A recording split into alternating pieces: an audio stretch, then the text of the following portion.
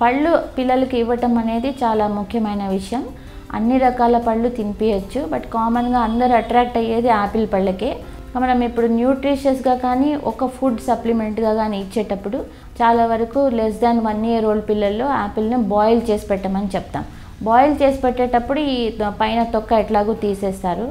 ఈ యాపిల్, తర్వాత pear fruit, తర్వాత బెర్రీ అంటాం, అవన్నీ ఈ ప్లమ్ వెరైటీలో వచ్చేవన్నీ వాటి స్వతహాగా పండు మీద కొంచెం ఆయిల్ సెక్రీట్ అవుతుంది, దాన్నే వ్యాక్స్ సెక్రీషన్ అంటారు. మామూలుగా న్యాచురల్గా చెట్టు మీద నుంచి తెంపినప్పుడు కూడా దాని మీద కొద్దిగా వ్యాక్స్ ఉంటుంది.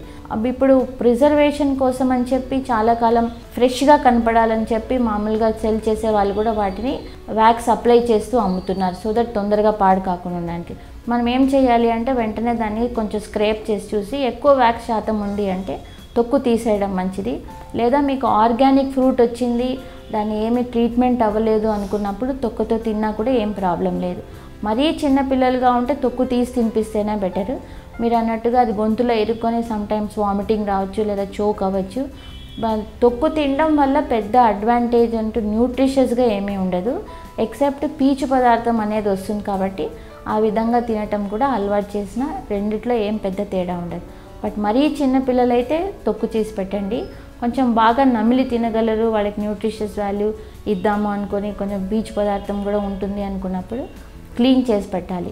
బేసిక్గా ఏంటి అంటే ఏ ఫ్రూట్ అయినా ఫస్ట్ క్లీన్ చేసుకొని తినటం పిల్లలకు నేర్పించడంలో దాని మీద ఉండే వ్యాక్స్ కోటింగ్ కూడా కొద్ది శాతం తగ్గిపోతుంది.